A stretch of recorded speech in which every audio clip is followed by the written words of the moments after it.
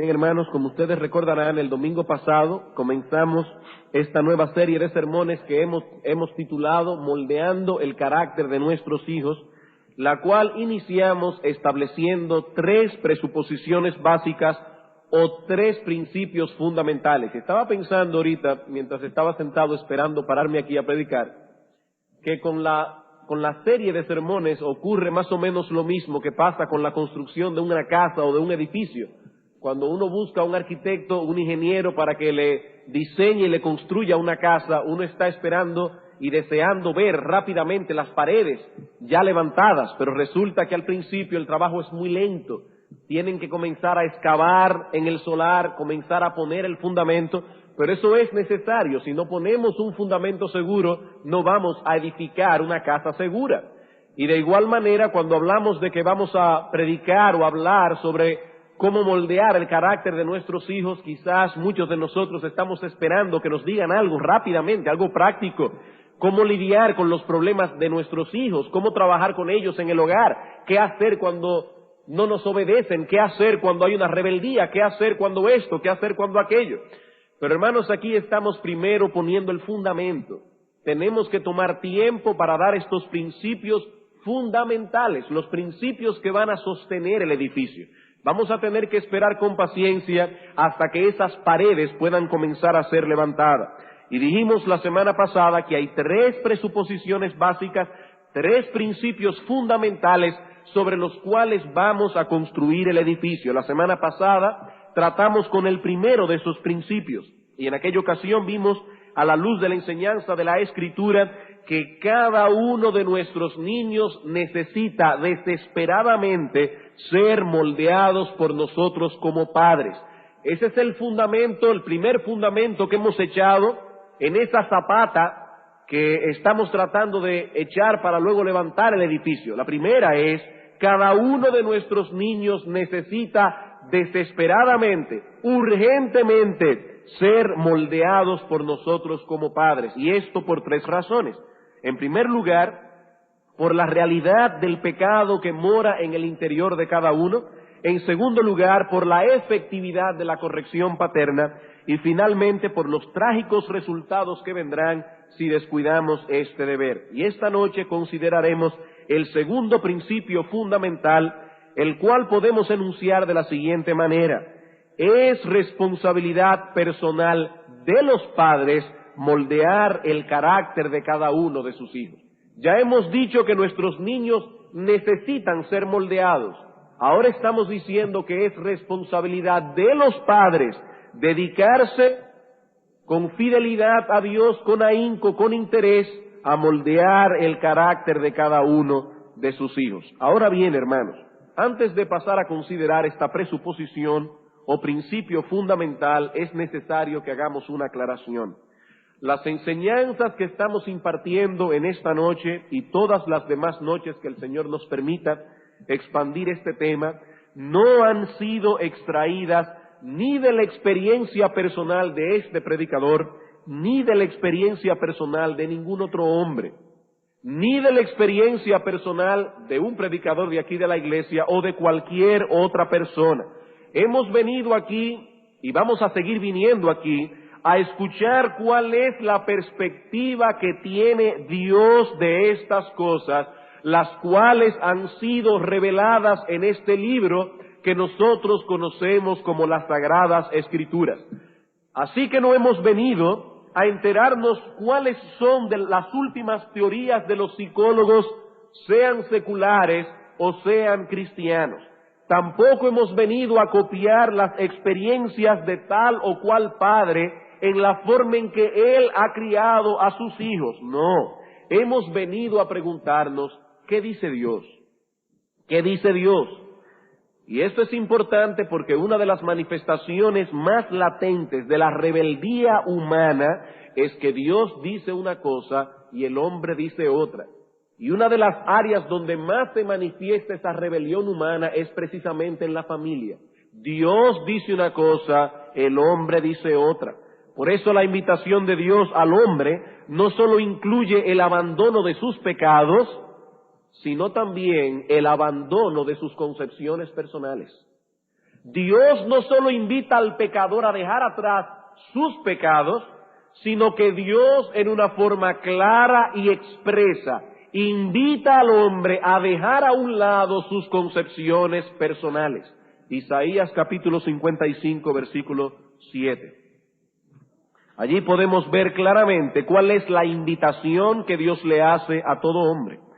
Isaías capítulo 55, versículo 7. Deje el impío su camino de maldad, su camino de pecado, su camino de egoísmo, etcétera. Y el hombre inicuo sus pensamientos, y vuelva hacia Jehová, el cual tendrá de él misericordia, y al Dios nuestro, el cual será amplio en perdonar. Dios nos dice, deje el impío su camino, y deje también sus pensamientos. ¿Por qué, hermanos? Porque nuestras concepciones personales están dañadas. Nuestras concepciones personales están tergiversadas. Lo que los hombres llaman hoy libertad de pensamiento, la Escritura le llama rebelión. Los hombres le llaman libertad de pensamiento, pero la Escritura le llama rebeldía. Isaías capítulo 65, versículo 2. Dice Dios, aquí extendí mis manos todo el día a un pueblo rebelde, el cual anda por caminos no buenos en pos de sus pensamientos. Una persona que anda en pos de sus pensamientos en cualquier cosa, no solamente en el área de la familia, en cualquier cosa, no es un libre pensador, no es una persona independiente, es un rebelde.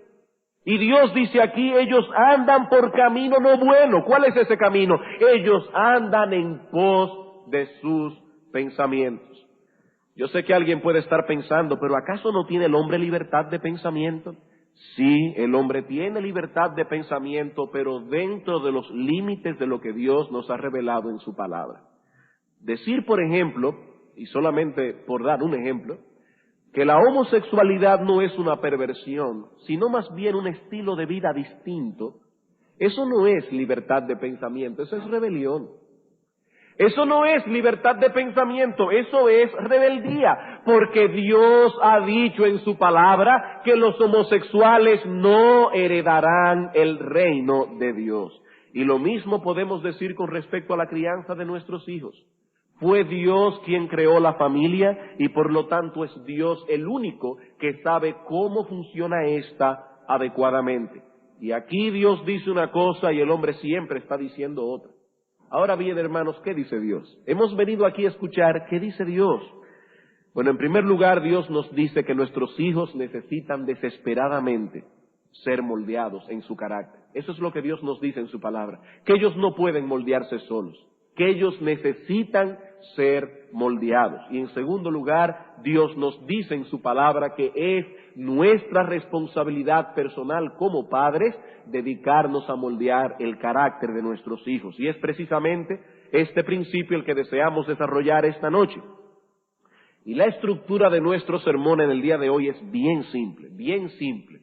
En primer lugar, veremos ese principio que hemos dicho ya de que los padres tienen la responsabilidad de moldear el carácter de sus hijos. Veremos ese principio sustentado en el Antiguo Testamento y luego veremos el principio sustentado en el Nuevo Testamento. Es todo lo que vamos a hacer en esta noche. Así que veamos entonces, en primer lugar, este principio sustentado en el Antiguo Testamento. Y para ello quiero que vayan conmigo al libro de Proverbios, Proverbios capítulo 1, versículos 7 al 10. Proverbios capítulo 1, versículos 7 al 10. Vamos a ver 4 textos claves del Antiguo Testamento, todos en el libro de Proverbios, y vamos a ver 3 textos claves en el Nuevo Testamento.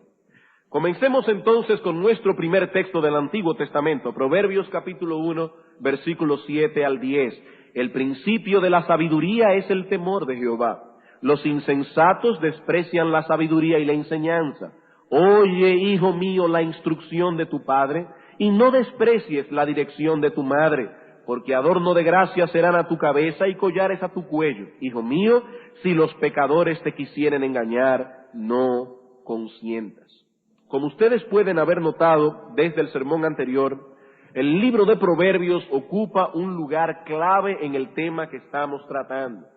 Todo padre que quiera ser fiel a Dios en su tarea de moldear el carácter de sus hijos debe familiarizarse con este libro inspirado. Nosotros debemos verlo, hermanos, como si fuera nuestro libro de texto. Un libro de texto fundamental, no uno entre otros. Un libro de texto fundamental en la tarea de criar a nuestros hijos en el temor de Dios. Y el propósito de este libro lo vemos expresado en los primeros 6 versículos. Dice, los proverbios de Salomón, hijo de David, rey de Israel, para entender sabiduría y doctrina, para conocer razones prudentes, para recibir el consejo de prudencia, justicia, juicio y equidad, para dar sagacidad a los simples. La palabra simple en hebreo da la idea de una persona que tiene una mente tan y tan abierta que cualquier idea puede penetrar en su corazón, cualquier idea puede entrar en su mente y hacerlo actuar de cierta manera. Es decir, un simple es una persona muy influenciable. En inglés hay una palabra más apropiada que sería la palabra naïf, una persona muy simple, muy influenciable, que puede ser movida con facilidad. Dice que el libro de Proverbios puede dar sagacidad a una persona así, puede dar a los jóvenes inteligencia y cordura. Si un joven es sabio, aumentará su saber. Un entendido adquirirá consejo para entender proverbio y declaración, palabras de sabios y sus dichos profundos. Ese es el propósito del libro de Proverbios. Y el texto clave de todo el libro es el versículo 7. El principio de la sabiduría es el temor de Jehová. Ese es el tema del libro, la sabiduría que viene del temor de Dios. Salomón está aquí instruyendo a su hijo en la sabiduría, entendiendo por sabiduría la capacidad de emplear los mejores medios para los mejores fines. Cuando nosotros hablamos de un hombre o una mujer sabios, estamos hablando de una persona que tiene la capacidad de emplear los mejores medios para lograr los mejores fines. Es decir, un hombre sabio puede discernir entre el bien y el mal, y a la hora de tomar una decisión, decidirá lo que es mejor, tanto para la gloria de Dios, como para su propio bienestar y el bienestar de otros. Así que una persona puede ser muy inteligente, puede haber acumulado una gran cantidad de conocimiento y aún así no ser sabio. No necesariamente una persona sabia es inteligente, no necesariamente una persona inteligente es sabia. Puede haber un hombre, puede haber una mujer que haya tenido la oportunidad de acumular una gran cantidad de conocimiento y no ser aún así una persona sabia. ¿Y cuál es el deseo de todo padre piadoso y sensato? ¿Que sus hijos sean inteligentes o que sus hijos sean sabios? ¿Cuál es el deseo de todo padre piadoso, de todo padre sensato? Bueno, quisiéramos que sean inteligentes y sabios. Pero si tenemos que elegir entre una de las dos cosas, hermanos, oremos a Dios que nos dé hijos sabios. Porque hay muchas personas inteligentes en este mundo con vidas destrozadas. Hay muchas personas geniales en este mundo con vidas destrozadas, vidas destruidas, personas inservibles cuya vida no sirve para nada.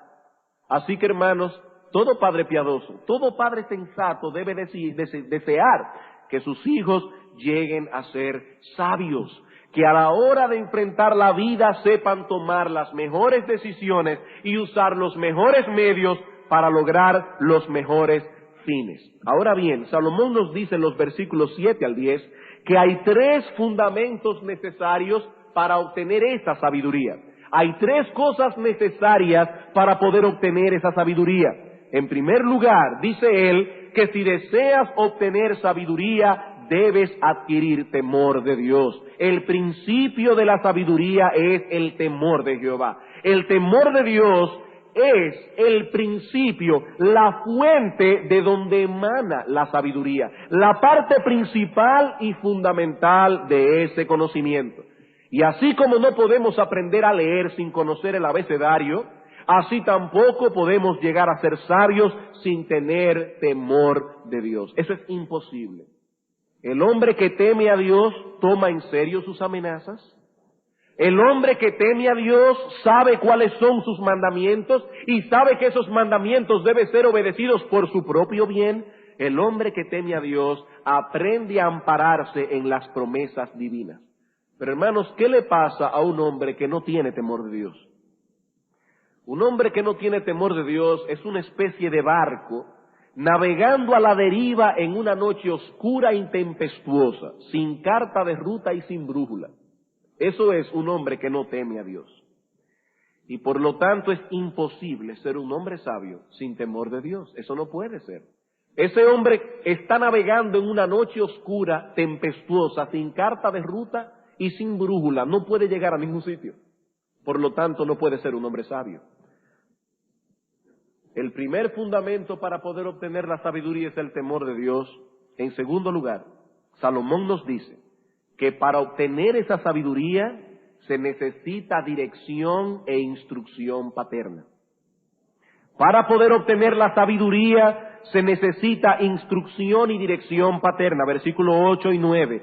Oye, hijo mío, la instrucción de tu padre y no desprecies la dirección de tu madre, porque adorno de gracia serán a tu cabeza y collares a tu cuello. Algunas personas supuestamente están dispuestos a aceptar lo primero como bueno y válido, es decir, el temor de Dios, mientras que al mismo tiempo desprecian la instrucción y dirección paterna. Pero ¿qué dice Dios aquí? Dios dice, hijos míos, si deseáis obtener la sabiduría, no solo debéis vivir en el temor de Dios, sino que también debéis escuchar lo que dicen vuestros padres. Eso es lo que dice Dios aquí. Niños y jóvenes que están aquí en la iglesia, por favor, escuchen bien. Niños y jóvenes que están aquí sentados en esta noche, escuchen bien. Dios dice aquí que si deseas ser sabio, debes escuchar a tus padres. Ambos padres. Dios dice muy claramente, no desprecies la instrucción de tu padre, no menosprecies la dirección de tu madre. Ambos padres están incluidos. Dios no está pensando aquí en la madre que está sentada en la casa y que constantemente dice al niño, deja que venga tu papá. No. Tampoco Dios está contemplando aquí a un niño que le teme a su padre, que obedece a su padre, pero que menosprecia la dirección de su madre. Ese niño es un insensato. Dios dice aquí, niños, si queréis ser sabios, debéis escuchar la voz autoritativa de tus padres. Ambos padres, papi y mami, los dos. Porque los dos fueron puestos por Dios como una autoridad sobre ti. Y como bien señala el pastor Nichols, de quien estamos tomando la mayor parte de este material, él dice a los niños y jóvenes, niños, jóvenes, ellos, los padres, han vivido más que ustedes, han visto más que ustedes, saben más que ustedes, escúchenlos por su propio bienestar. Si queréis ser tontos, rechazad su consejo. Si queréis ser sabios, recordad no solo que los ojos de Dios están sobre ustedes, que es el temor a Dios, sino también escuchad a vuestros padres. Y sobre todo los jóvenes cuando son adolescentes y pasan de los 15 años, siempre llegan a creer que son más inteligentes que sus padres.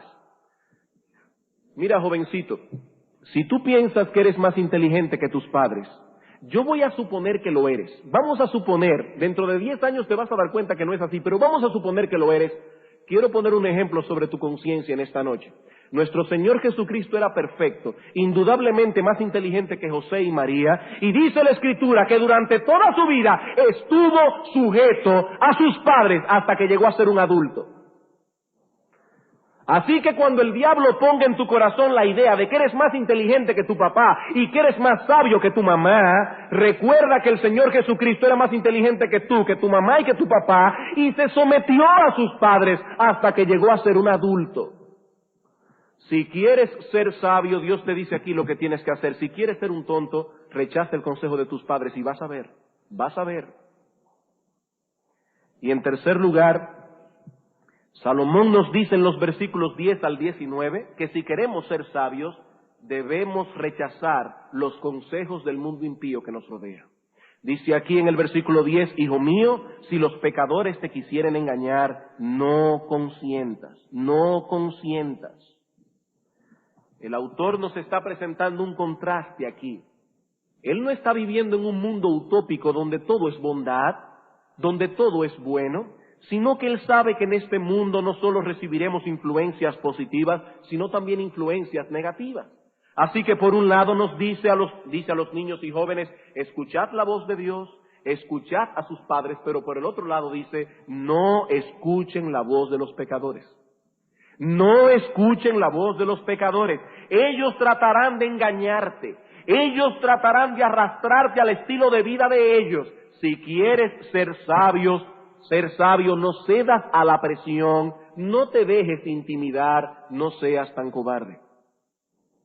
Eso es lo que Dios está diciendo. No seas tan cobarde. No te dejes intimidar, no te dejes arrastrar.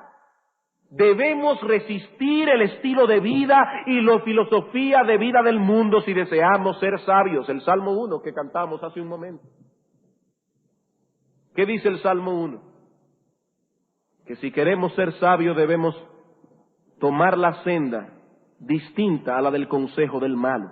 Bienaventurado el varón que no anduvo en consejo de malos, ni estuvo en camino de pecadores, ni en silla de escarnecedores se ha sentado, sino que en la ley de Jehová está su delicia, y en su ley medita de día y de noche. Será como árbol plantado junto a corriente de aguas, que da su fruto en su tiempo, su hoja no cae, y todo lo que hace prosperará. Ese es el resultado de ser un hombre y una mujer sabio. Así que para obtener la sabiduría hay tres fundamentos aquí. Vivid en el temor de Dios, escuchad a vuestros padres, rechazad la presión e influencia de los malvados. Vivid en el temor de Dios, escuchad a vuestros padres, rechazad la presión e influencia de los malvados. Pero, hermanos y hermanas que me escuchan, esta enseñanza presupone algo. Esta enseñanza presupone algo. Nos sentimos contentos los padres ahora porque nuestros hijos están aquí sentados escuchando estas cosas y decimos, qué bueno que mi hijo, mi hija está oyendo esto. Pero hermano y hermana, aquí hay algo que te atañe a ti como padre primariamente. Aquí hay algo que te atañe a ti como padre primariamente.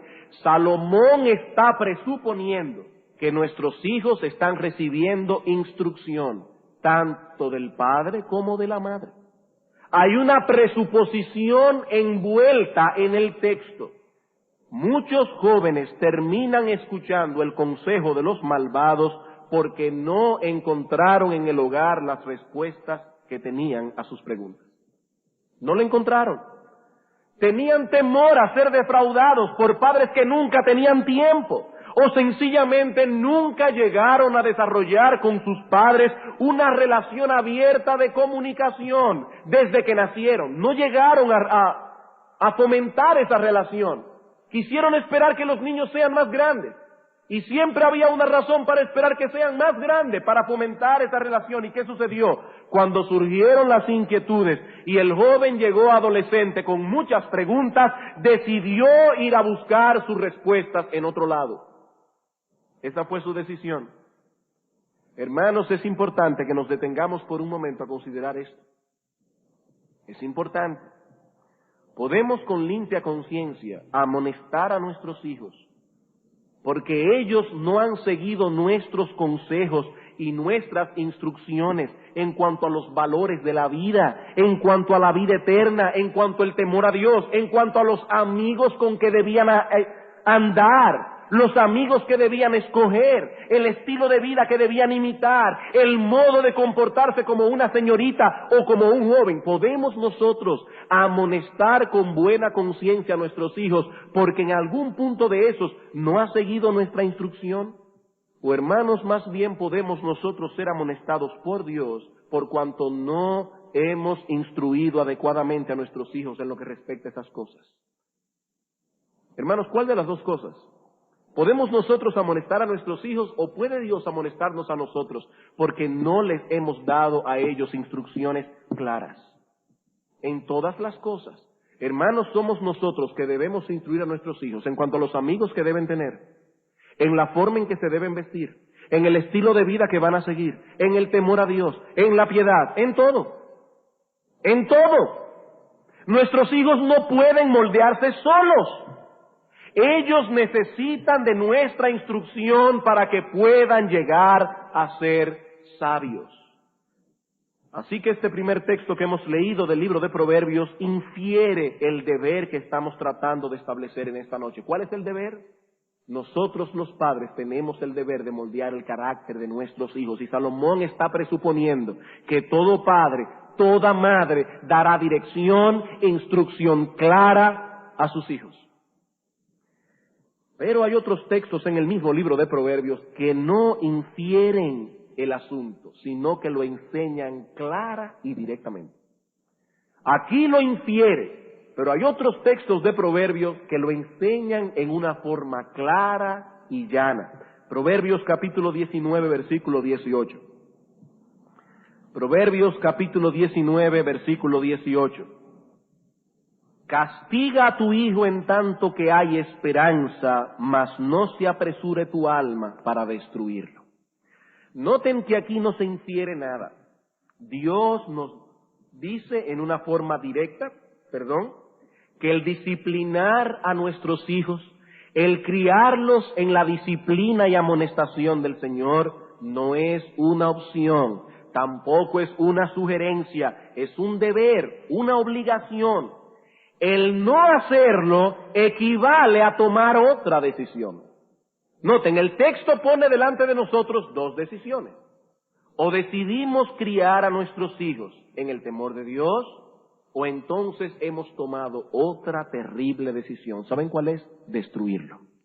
Corrige, castiga a tu hijo en tanto que hay esperanza, y que no se apresure tu alma para destruirlo. Padres, no hay más que dos opciones aquí. O estamos conscientemente dedicados a forjar un carácter sabio y piadoso en nuestros hijos, o estamos dejando crecer en ellos la semilla de su propia destrucción.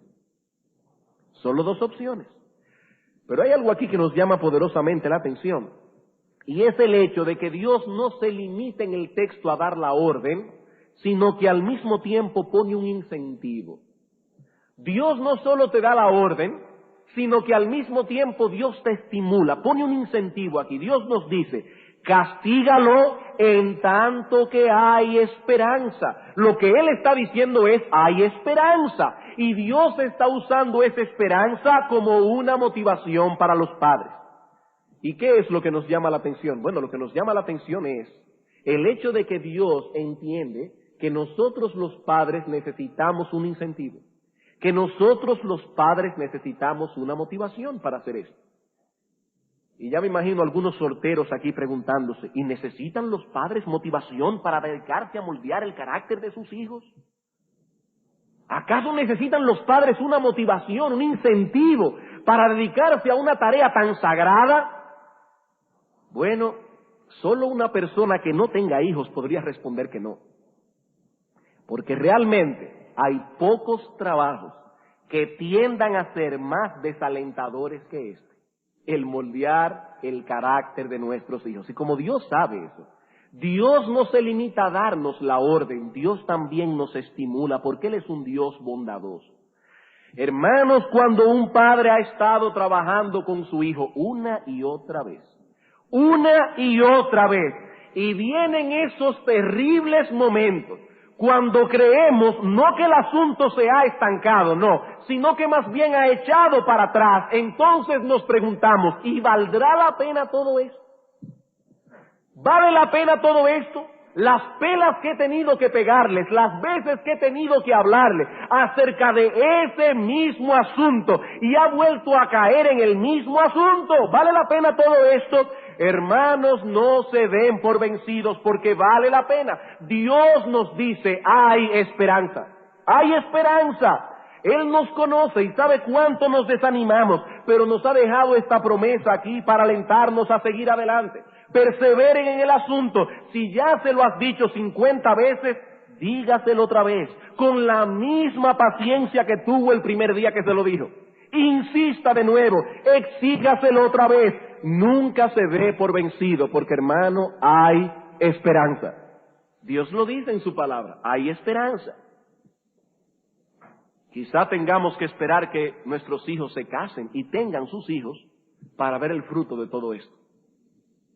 Probablemente. ¿Y saben algo más?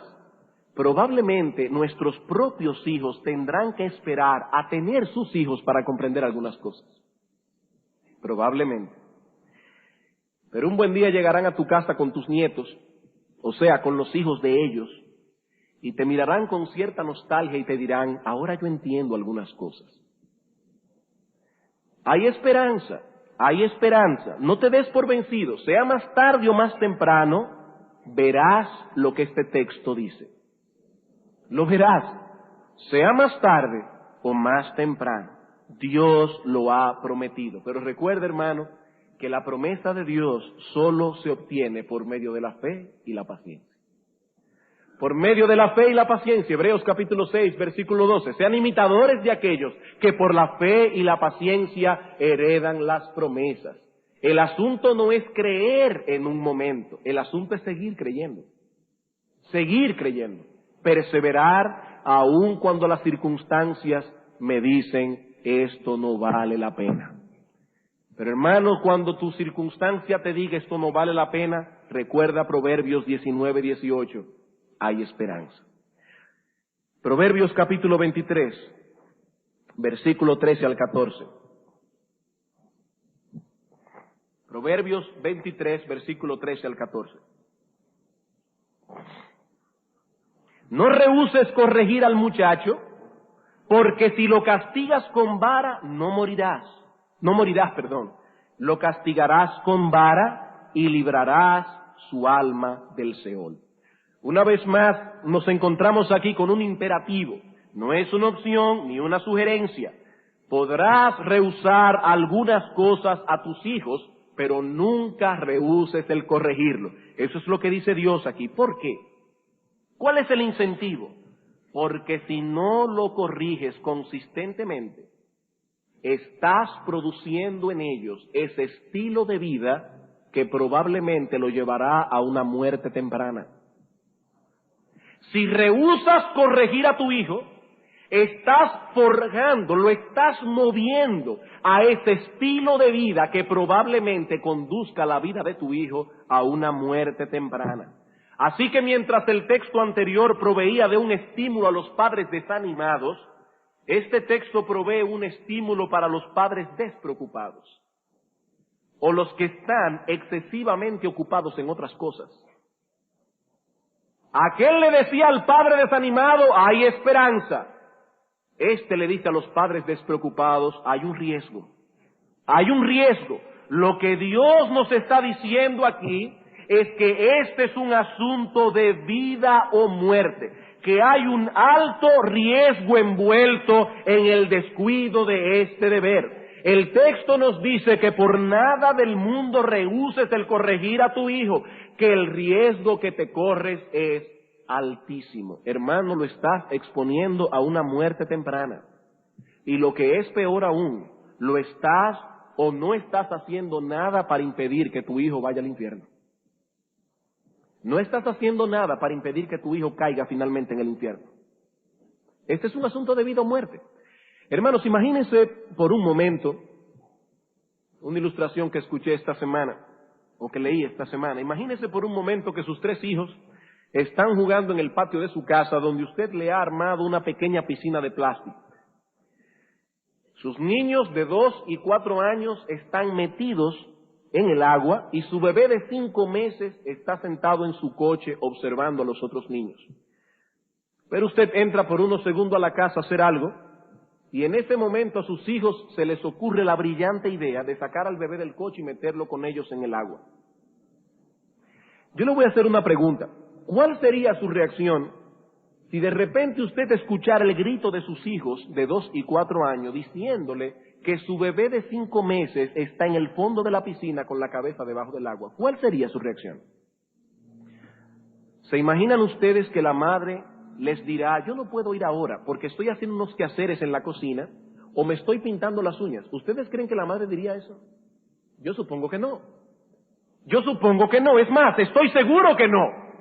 ¿O qué le diría el padre a los niños? No puedo ir ahora porque faltan unos minutos para que se termine el segundo tiempo del partido de básquetbol que estoy mirando aquí en la televisión. ¿Ustedes piensan que el padre diría eso? O estoy leyendo el periódico, imagínate, estoy leyendo las noticias del viaje de Bush a Japón y quiero saber qué fue lo que pasó en la recepción donde Bush se desmayó. Me faltan unos minutos. ¿Ustedes imaginan que el padre o la madre dirían eso? Por supuesto que no. No importa lo que estén haciendo, seguramente correrán al patio a sacar el bebé de allí porque es un asunto de vida o muerte. Cada segundo cuenta, cada paso cuenta.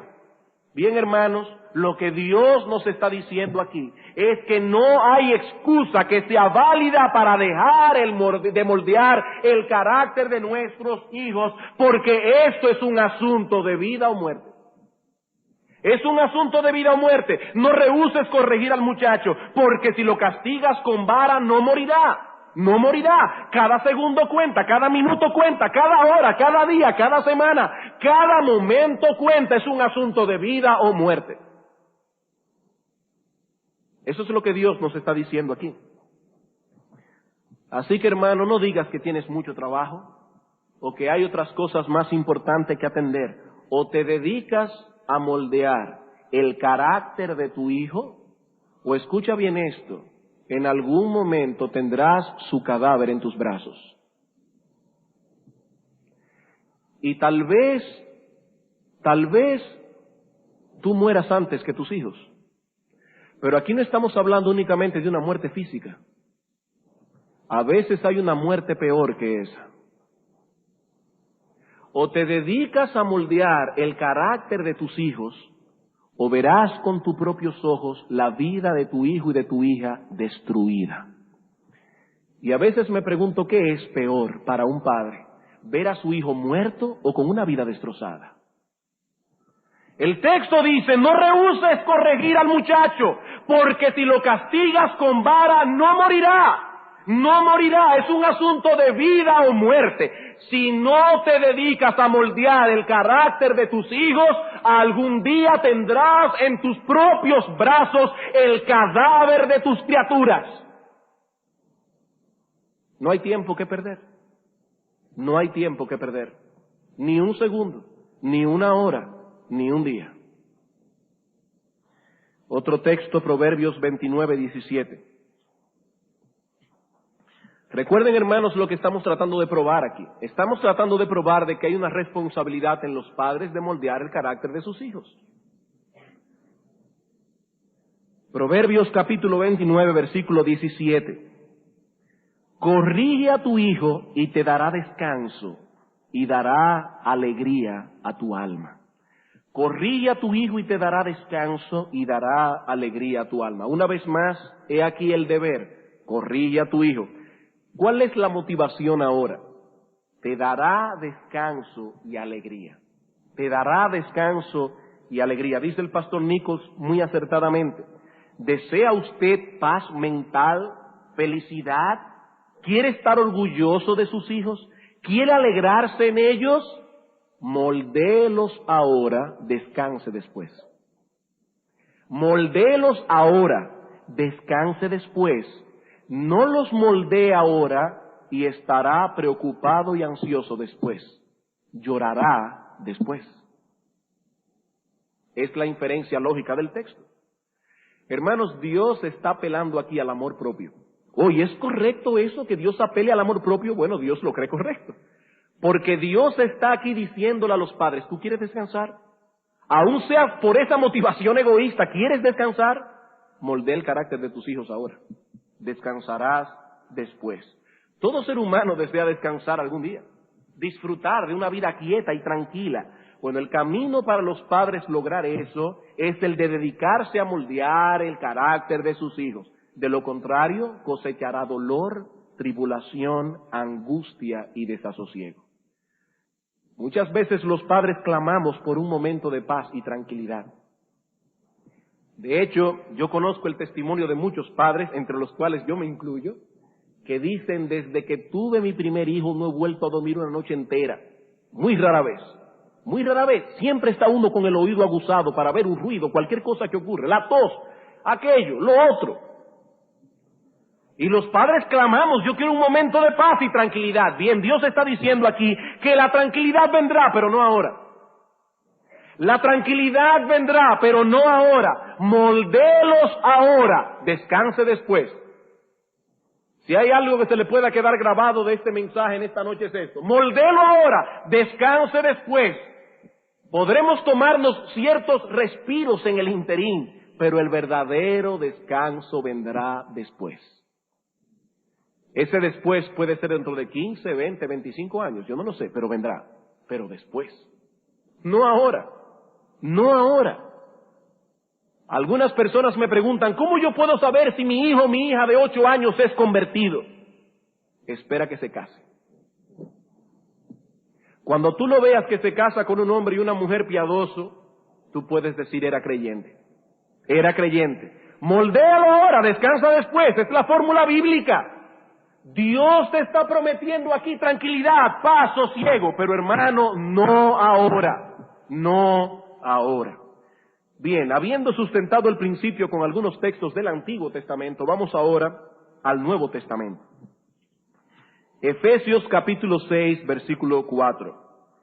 Vosotros padres, no provoquéis a ira a vuestros hijos, sino criadlos en disciplina y amonestación del Señor. En este texto encontramos una enseñanza negativa y otra positiva. Aquí Pablo nos está hablando de dos filosofías de crianza distintas, y se nos manda a seguir una de las filosofías y evitar la otra. En la parte negativa se nos dice que no debemos provocar a ira a nuestros hijos. En la parte positiva se nos manda en cambio a criarlos en la disciplina y amonestación del Señor. Y hay dos palabras aquí que debemos tomar en cuenta. La palabra disciplina es la misma que encontramos en el Antiguo Testamento traducida como castigo.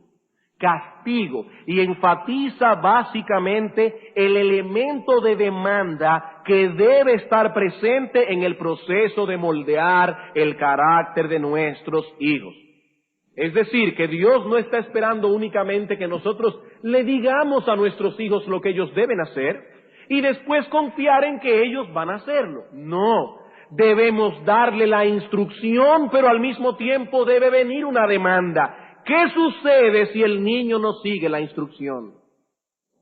¿Qué sucede? ¿Qué ocurre? ¿Cuál es la consecuencia de que el niño no siga la instrucción? ¿Cuál es la consecuencia de que el niño se rebele contra la instrucción del padre? Así que en la crianza, en la disciplina y amonestación del Señor, tiene que haber demanda, tiene que haber consecuencia, pero al mismo tiempo tiene que haber dirección verbal y confrontación. Y esa es la palabra amonestación.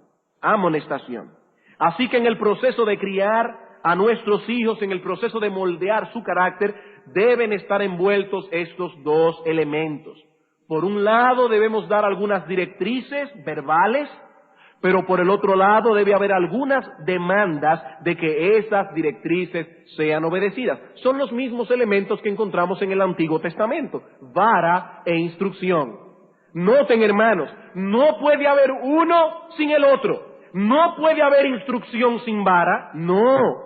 Tampoco puede haber vara sin instrucción. Hay padres que les pegan a sus hijos simplemente y ellos creen que con eso están cumpliendo el proceso de crianza. Vamos a suponer por un momento que su niño está jugando en la sala y rompe un jarrón. El niño está asustado por lo que ha hecho. Usted lo toma por un brazo, o ahí mismo se lo lleva a un sitio y ¡pah!, le da su pela.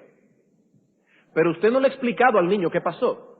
¿Qué puede estar pasando en la mente de ese niño? Bueno, puede estar pasando la idea de que le pegan por haber roto un jarrón. Pero tal vez usted debe tomar a este niño y decirle: mi amor, ¿qué yo te dije con respecto a jugar con una pelota en la casa? Que no se puede jugar con una pelota en la casa.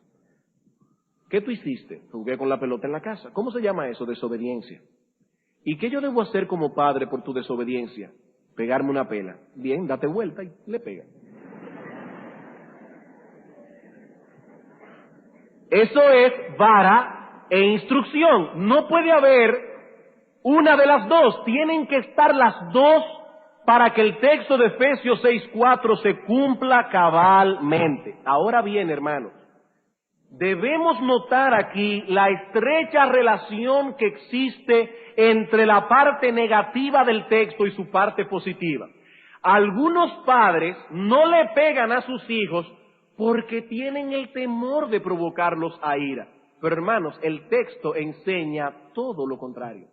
El texto enseña todo lo opuesto. Se nos dice que no debemos provocar a ira a nuestros hijos, sino, y esa palabra, esa partícula griega es muy enfática, presenta un fuerte contraste entre dos ideas, debemos dedicar a moldear su carácter. En otras palabras, lo que provoca ira a nuestros hijos es que rehusemos el moldear su carácter.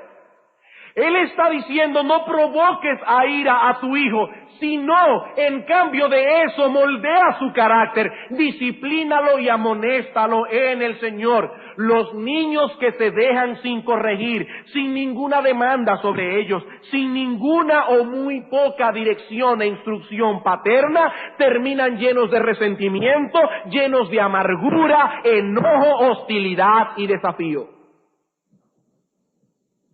El texto nos está diciendo que si rehusamos corregir al muchacho, lo provocamos a ira. Lo provocamos a ira. Hermanos, nuestros hijos no entienden esto conscientemente, pero ellos anhelan tener un padre que los discipline. Ellos no lo entienden conscientemente. Y cuando usted le va a pegar, por supuesto que lloran porque le tiene miedo a la vara. Pero hermanos, nuestros hijos desean internamente que sus padres le pongan reglas, que sus padres le digan por dónde deben andar, que le den directrices en cuanto a los amigos con quienes se deben juntar, en cuanto al vestido que van a usar, en la forma en que se van a comportar. Nuestros hijos lo necesitan y lo desean. ¿Saben por qué lo desean? Porque lo necesitan. Cuando usted tiene hambre, Dios ha puesto un dispositivo en usted, cuando necesita comer, que le dé hambre. ¿Sabe por qué? Porque Dios sabe que nosotros somos tan descuidados en algunas cosas. Y hay personas que son tan adictas al trabajo, que si no les diera hambre, se morirían de inanición. Pero ¿qué hace Dios? Dios ha puesto el dispositivo del hambre para que le haga ver al hombre que tiene una necesidad que debe ser suplida. Dios te ha puesto la sed como un dispositivo, lo mismo que el cansancio, para que entiendas que debes descansar, que debes beber agua. Si ciertamente Dios ha puesto en nuestros hijos la necesidad de ser corregidos, ellos lo van a demandar, aunque sea inconscientemente. Un bebito de 5 meses no le va a decir a usted que quiere un biberón de leche, pero su hambre lo lleva a gritar. Un joven o un niño de 8, 5, 3, 4 años no le va a decir, papi, yo estoy deseoso de que me pegues. Yo estoy deseoso de que me disciplines. Por supuesto que no. Pero ¿saben una cosa? Inconscientemente el niño lo demanda y cuando no se le da, se rebela. Se rebela. ¿Lo estamos provocando a ira? Estamos provocando enojo en el niño, estamos provocando amargura, estamos provocando resentimiento. Hermanos, ese es el problema de nuestra generación. ¿Qué sucede con nuestra generación? Que provee a los niños y jóvenes de mucha información, pero de poca dirección. A través de todos los medios de comunicación, un jovencito de 12 años sabe más hoy, tiene más información que un hombre de 30 de hace 40 años atrás. Pero ¿cuál es el problema? Que se le da una información supuestamente neutral. Se le dice, aquí están las opciones, escoge tú. No, él no tiene capacidad para escoger. Él no tiene capacidad para escoger. ¿Y qué hace la generación actual? Que levanta en ellos muchas preguntas, pero casi no les dan respuestas. ¿Y qué tenemos? ¿Qué tenemos al día de hoy? ¿Una generación anárquica? Donde cada cual hace lo que bien le parece. Tenemos una generación anárquica. ¿Producto de qué? Producto de mucha información, pero de poca dirección. Producto de mucha información, pero que viene a través de televisión, radio, los padres están ausentes. El padre está trabajando en la oficina y la madre está realizándose como mujer. Y ahí tenemos el ejemplo, hermanos. Ahí tenemos el producto. Esa es nuestra generación, la generación que nos ha tocado vivir. Una generación anárquica. Pero hay otro texto en el Nuevo Testamento que nos provee un balance perfecto, esto que hemos dicho. Colosenses capítulo 3, versículo 21. Aquí tenemos el complemento de Efesios 6:4. Padres, no exasperéis a vuestros hijos para que no se desalienten. No exasperéis a vuestros hijos para que no se desalienten. En Efesios 6:4 se nos dice que si no nos dedicamos a moldear el carácter de nuestros hijos, los provocaremos a ira. Pero ahora en Colosenses se nos dice que si ejercemos sobre ellos un control opresivo, terminaremos desalentando a nuestros hijos, descorazonándolos. Así que en un texto advierte a los padres que si dejan a sus hijos sin instrucción paterna, lo llevarán al resentimiento y la amargura. Pero aquí se advierte a los padres que hacen de sus casas un regimiento militar. Hay padres que hacen de sus casas un regimiento militar. Sus casas no son hogares, son museos. En un hogar uno se siente relajado, es su hogar, pero usted va a un museo y tiene temor de romper una escultura. Y hay padres que han convertido sus casas en un museo. Eso no es un hogar. Allí solo se oyen demandas y críticas. Sí, señor, no, señor. Demandas y críticas. Hermanos, ese dominio egoísta, caprichoso y cruel dejará a sus hijos sin aliento. Dejará a sus hijos sin aliento. La idea que estamos sembrando en ellos es: no importa cuánto te esfuerces, nunca podrás agradarme. Nunca llenarás la medida de mis exigencias. Nunca. Es un control opresivo. Allí solo se oyen críticas, demandas, órdenes. Es un regimiento militar, eso no es una casa. Así que en un caso producimos una generación de niños consentidos y malcriados, llenos de enojo y amargura, pero aquí producimos una generación de individuos destrozados que no saben qué hacer con sus vidas. Niños inseguros, ellos no saben qué hacer porque no pueden agradar a sus padres de ninguna manera. Son tan exigentes, tan opresivamente exigentes, que hermanos, ni que sean robots podrán llenar las exigencias de sus padres. ¿Y qué nos dice Pablo? Padres, no exasperéis a vuestros hijos. No ejerzan sobre ellos un control opresivo, cruel, egoísta, porque los dejarán sin aliento. Y un tercer texto del Nuevo Testamento que quiero buscar y darlo a modo de conclusión es 2 Timoteo capítulo 3, versículo 15. 2 Timoteo capítulo 3, versículo 15. Este texto nos sirve como un ejemplo, como una ilustración de lo que hemos estado diciendo hoy. Dice el apóstol Pablo a Timoteo, leamos desde el versículo 14 para tomar la idea. Persiste tú, Timoteo, en lo que has aprendido y te persuadiste, sabiendo de quién has aprendido, y que desde la niñez has sabido las sagradas escrituras, las cuales te pueden hacer sabio para la salvación por la fe que es en Cristo Jesús. Timoteo era hijo de una madre creyente y de un padre inconverso. Pero Pablo nos dice aquí que este niño, a pesar de haber crecido en un hogar mixto, es decir, en un hogar donde los dos padres no son cristianos, sino solo uno de ellos, eso es un hogar mixto, aún así, Timoteo aprendió desde la niñez las sagradas escrituras. Por medio de su madre Eunice y de su abuela Loida, este niño conoció desde su más tierna infancia la palabra de Dios. ¿Y qué dice Pablo? Que a Dios le plugo usar esa enseñanza a pesar de la influencia de su padre inconverso para traer a Timoteo a salvación, y no solo a salvación, sino a ser un hombre piadoso que fue grandemente usado, colaborador del apóstol Pablo. Así que estas mujeres, Eunice y Loida, no se excusaron en el hecho de que el padre era inconverso.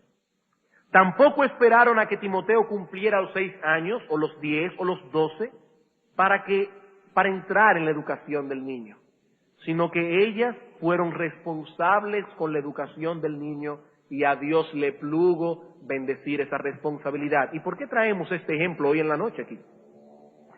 Hermanos, porque puede ser que muchos aquí estén en una situación similar a la que tuvo que enfrentar Eunice en su casa. Están tratando de educar a sus hijos en el temor de Dios, pero no tienen ayuda del esposo o no tienen ayuda de la esposa. Y lo que queremos dejar en vuestros corazones a la luz de este texto es que a pesar de eso hay esperanza. A pesar de eso hay esperanza. Esa instrucción, hermano y hermana, que usted está dejando en el corazón de su hijo, puede ser usada poderosamente por Dios para contrarrestar las influencias negativas que vienen de la otra parte, sea de su esposo o sea de su esposa. Y eso es importante porque a veces los creyentes se desesperan y dice, ¿valdrá la pena que yo esté trabajando con mi hijo o con mi hija si no solamente no estoy recibiendo la ayuda de mi esposo o la ayuda de mi esposa, sino que al contrario estoy recibiendo una influencia completamente negativa? Yo le digo una cosa y él le dice otra, yo le doy una orden y él le da otra. Hermano, hermana, hay esperanza. Es indudable que tu situación es más difícil que la de otros hermanos y hermanas de la iglesia, pero ¿sabes una cosa? Probablemente la gracia del Espíritu para ti también sea mayor. Porque dice la Escritura, donde sobreabunda el pecado, sobreabunda la gracia. Dios da su gracia de acuerdo a la necesidad. Ciertamente necesitas más gracia, pero Dios tiene un arsenal ilimitado de gracia. Tu trabajo no es en vano, hermano o hermana, no es en vano. Dios ha prometido bendecir su palabra. Lo que no debes hacer de ninguna manera, bajo ningún concepto, es rendirte. Eso es lo que no debes hacer. Eso es lo que no debes hacer. Tú tienes un deber igual que toda madre o padre cristiano. El hecho de que tu esposo o tu esposa no sea creyente no te exime de tu deber. Pero hermano, yo no he venido aquí a amonestarte, yo he venido aquí a alentarte. A alentarte por medio del ejemplo de Timoteo. Aún en tu caso, hermano y hermana, no rehúses corregir al muchacho. Continúa trabajando con él y llevando a tu esposo o a tu esposa al trono de Dios en oración, pidiendo que lo traiga al arrepentimiento y a que Dios ponga una pared que pueda impedir que esa influencia negativa llegue al corazón de tus hijos lo menos posible. Pero Dios está allí en su trono. Tú no estás sola, tú no estás solo educando a tus hijos, porque Dios está contigo y Dios te ha dado su palabra también. Hermanos y hermanas, Dios ha puesto sobre nosotros un deber que debe ser llevado a cabo con toda diligencia. ¿Cuál es ese deber? Los padres debemos dedicarnos a moldear el carácter de nuestros hijos. Pero no olviden que la gracia de Dios está disponible para nosotros en el cumplimiento de esta tarea. No estamos solos. Dios es también un buen padre y por lo tanto Él no nos va a exasperar. Él no va a ejercer sobre nosotros un control opresivo y cruel. Dios nos da la orden, pero como Padre amante que es, también nos da su gracia y la instrucción para poder hacerlo bien. Que Dios nos ayude a tomar este deber con toda fidelidad, con toda responsabilidad. Nuestros hijos necesitan desesperadamente ser moldeados. Somos nosotros los padres los que tenemos la responsabilidad de hacerlo.